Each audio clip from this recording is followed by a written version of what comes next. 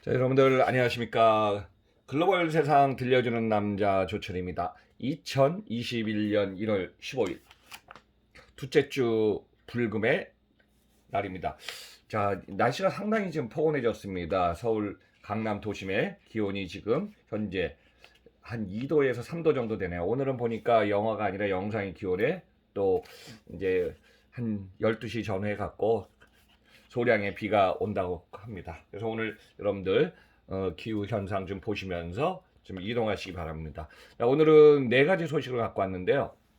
그 중에서 제가 한 2, 3일 전에 쿠팡이 미국의 나스닥을 갖다 3월 중에 준비한다고 그랬는데 쿠팡이 택배 업계에 재진출하고 또 삼자물류 사업 할 수도 있다는 이런 얘기가 있습니다. 그래서 여기 이 내용에서 조 박사의 제언 저의 생각을 한번 좀 여기다가 포인트 정리해 봤습니다.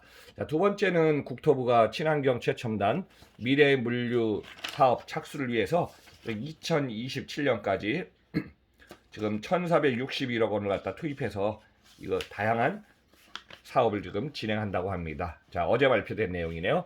자, 세 번째는 유통산업발전법 개정안이 작년에 이제 법안을 발의한다 그래갖고 지금 2월 중에 이게 지금 개정안을 임시국회에서 지금 얘기한다고 합니다. 그래서 저도 뭐 유통을 한 20년 이상 한 전문가로서 조 박사의 제언 한번 제 생각을 얘기해 보겠습니다. 자, 네 번째는 미국의 실업수당이요.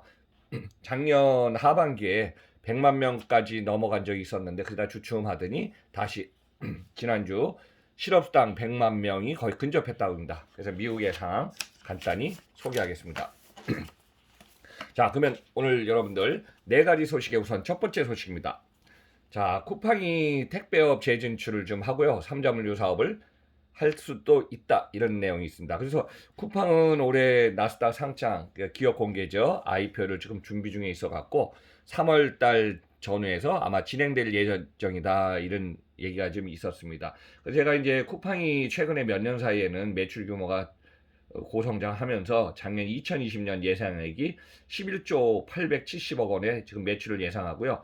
영업이익도 계속 줄어들다가 작년에 2020년 2150억 영업 적자인데요. 자, 올해 2021년도는 15조 원 매출 예상에 2990억 원 영업 흑자를 갖다 지금 예상을 좀 하고 있습니다.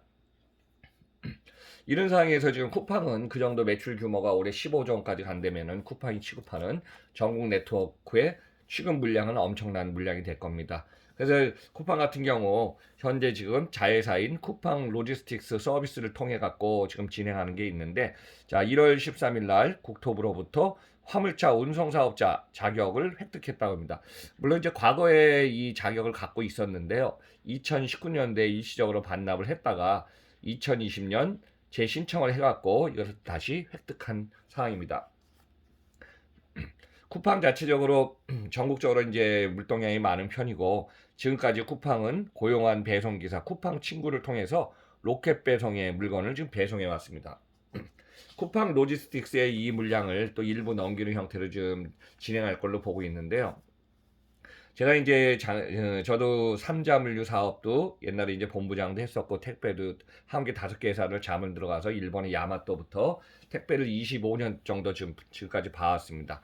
그래서 이제 어떤 게 물량이 많으면요. 규모의 경제가 있어서 자체 물량을 소화하는 것은 가능합니다. 안정된 물량이니까요. 그리고 이제 여기에 다른 온라인 쇼핑몰 물량을 갖다가 배송을 갖고 와서 삼자물류 사업을 진출하는 것도 가능할 수는 있죠.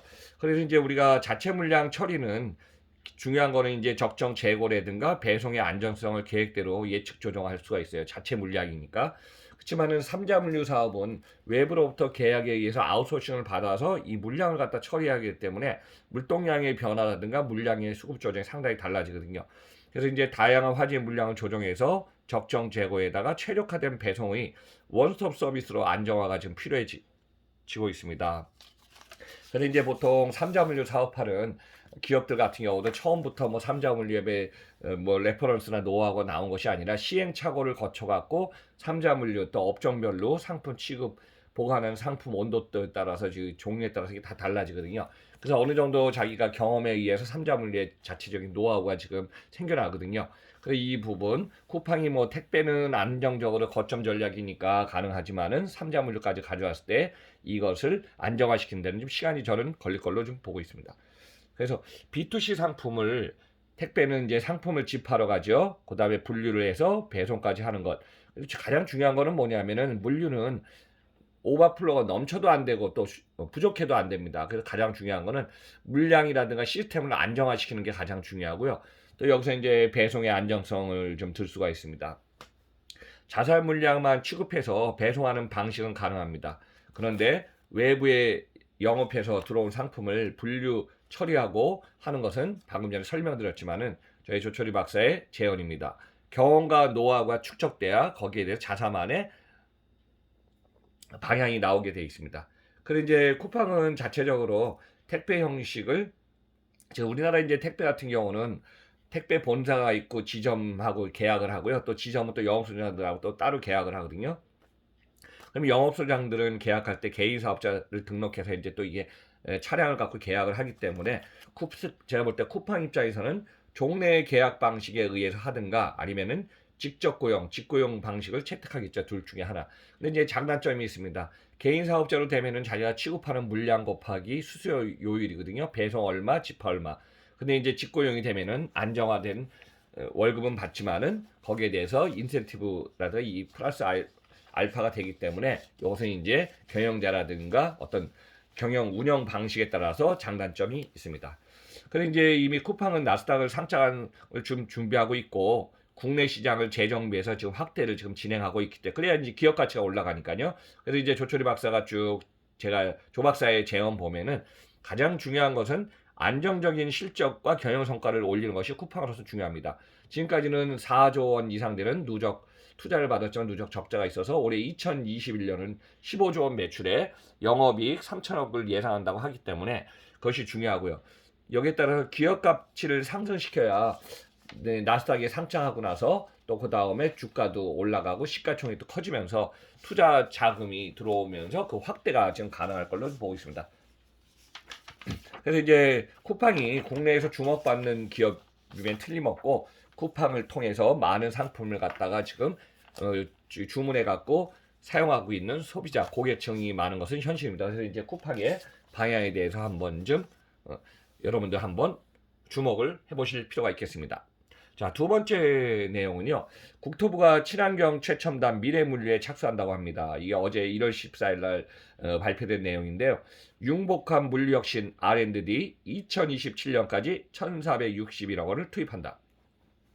생활물류 산업 자원을 위해서 고부가치 융복합 물류 인프라 혁신 기술 개발 사업에 착수했습니다.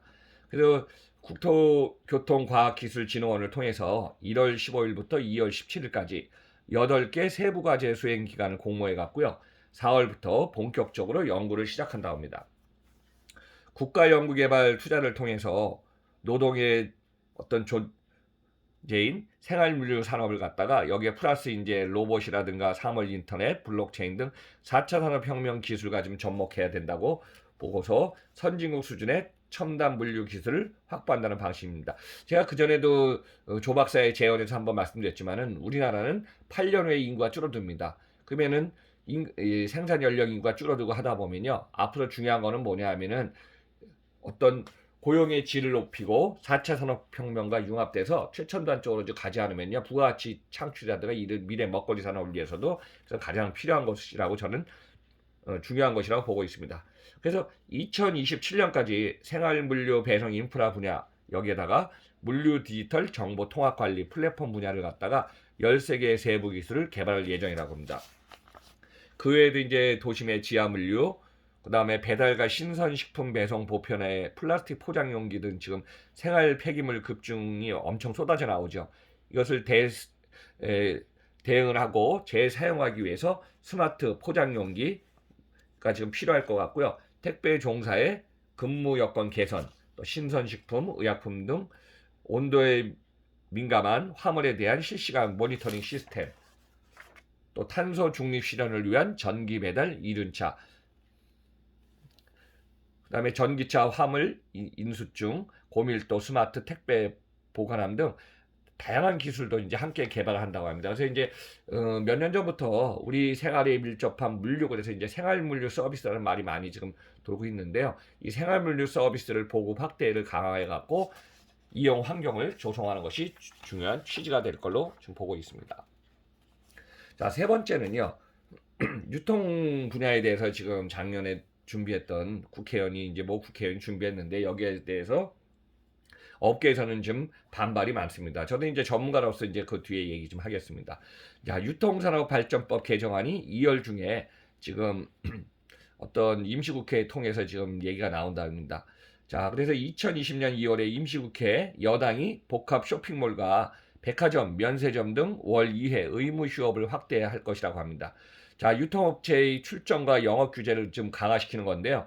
유통산업발전법 개정안을 지금 채택한다고 지금 예고를 해갖고 하는데, 지금 현재 현행에도 지금 대형마트 같은 경우 월 2주, 4주 일요일날 놀고 있지 않습니까? 그래서 결국은 2012년에 골목상권을 보호하고 전통시장 활성화를 하자는 취지로 유통산업발전법을 강화는 했습니다. 그래서 이로 인해서 이제 대형마트 같은 경우는 의무적으로 월 2회 둘째, 넷째, 일요일날 좀 휴업을 하고 영업시간 제한 등 규제가 있었거든요. 근데 이제 유통법 개정안 처리에서는 여기다 유통업계 계속 지금 강행을 하고 있으니까 유통업계의 불만의 목소리가 많이 커지고 있습니다.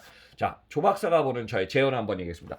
저는 이제 유통을 한 20년 이상 봐오고 일본에서도 오랜 동안 보면은, 일본도 보면은 대형 점포를 갖다가 이제 규제를 강화시키면서 중세 이제 상점가라든가 여기를 살려본다고는 했는데, 왜 힘드냐 하면은 점포는 같이 공존하는 게 너무 중요합니다. 근데 소비자의 편리성을 생각해 본다면은, 저도 그렇지만은 어느 때 보면은 둘째, 넷째, 일요일 날 저기 점포 앞에 가갖고 이렇게 물건 사러 가보면은 벌써 노는 날이 돼버렸어요. 깜빡하는 거죠. 그러면은 뭐냐 하면 소비자가 항상 보면은 구매를 하는데 편리해야 되는데 결국 소비자에게 불편한 게 너무 많아진 게 지금 현실이고요. 또 그 주변된 관련된 점포들도 같이 경쟁을 해야 되는데 오히려 보면은 그 중세 영세 상공 점포 같은 경우도 둘째 주, 넷째 주 보면 점포가 장사가 안 됩니다. 근데 이거 갖다가 뭐 쇼핑몰이라든가 관련돼서 백화점 이런 쪽까지 지금 확대한다는 것은 앞으로 진짜 유통 쪽에서는 많은 얘기가 나오듯이 지금 현 상황에서는 이게 지금 그렇게 타당하고 좋은 거라고는 보고 있지 않습니다. 그래서 조 박사의 제언은요. 지금 코로나19 확산에 오프라인 매장이 지금 줄어들고 있습니다. 더 확산 속도는 이걸로 인해 더 가속화될 것 같고요. 소비자는 구매하고 쇼핑할 수 있는 공간이 필요한데 이 공간마저도 지금 줄어들고요. 그렇다고 해서 소상공인들이 큰 도움이 되지 않을 걸로 좀 보고 있습니다. 그래서 계속 규제를 완화하면서 방법론을 찾아야 되는데 계속 현실과 맞지 않는 계속되는 규제 강화를 계속한다면은 업계 전체의 활성화와 안정화에는 큰 도움이 안 될 것으로 저는 보고 있습니다. 자, 네 번째 소식입니다. 자, 미국에 지금 실업수당 받는 사람이 100만 명에 지금 도달을 했다고 합니다.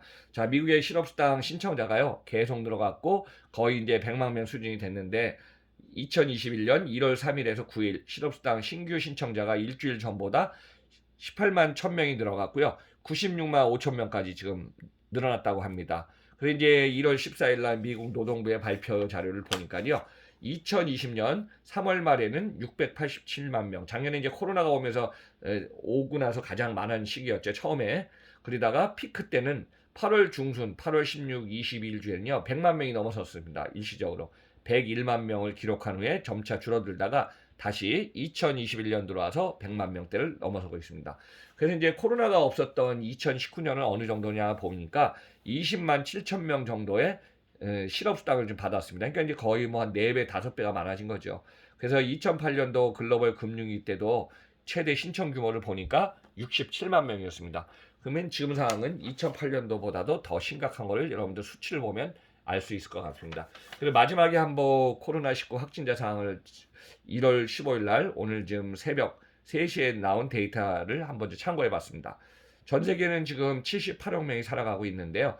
9,316만 명이 누적 확진됐고요. 사망자 수가 199만 3,609명입니다. 자, 그래서 1위 미국이 2,366만 명 확진돼서 39만 5천 명이 지금 사망했고요. 자, 우리나라는 지금까지 어제까지 7만 728명이 확진돼 갖고 누적 확진자입니다. 1195명이 사망했습니다. 이런 상황이 지금 당분간은 1월, 2월 거의 3월까지는 계속 될 것 같고, 이런 상황에서 우리는 지금 각자 소중한 자신을 지키는 것밖에 없습니다. 어제 그제는 미세먼지가 많았고 또 오늘은 좀 뿌연 먼지에 일단은 비가 와서 좀 일단은 안 진정된다 그러니까요. 여러분 오늘 자 불금입니다. 사실 불금하면은 그 전에는 그래도 사람들하고 모여갖고 주말에 뭐 술 한잔 하면서 이런저런 했는데 지금 뭐 5인 이상 이번 주까지 모이지 못하게 돼 있어갖고 웬만한 약속들은 여러분들 다 취소된 걸로 알고 있습니다. 저도 거의 모든 약속은 지금 취소해갖고 4인 미만, 보통 3인 정도 만나서 잠깐 얘기하고 지금 헤어지거든요. 그래서 여러분들 오늘 2021년 1월 15일 금연 방송을 글로벌 세상 들려주는 남자 조철이가 4가지 내용을 갖고 설명을 드렸습니다. 그래서 이제 쿠팡에 대해서 한번 좀 주목되고요. 국토부의 2021년 미래전략, 유통산업, 여기는 이제 찬반이 많으니까 지금 한번 여러분들 사항을 잘 보셔야 되겠습니다. 제가 왜 그러냐면은 대형 점포들은 많이 생기다가 결국은 점포 간의 경쟁에서 이제 도태돼야지 갑자기 규제 강화에 의해서 외압에 의해서 이런 것이 힘들어진다면은 사업하기가 힘든 세상이 될 것 같습니다. 그래서 여러분들 오늘도 건강히 잘 보내시기 바랍니다. 그러면 저는 다음 주 화요일 날 글로벌 세상 들려주는 남자에서 뵙겠습니다. 감사합니다.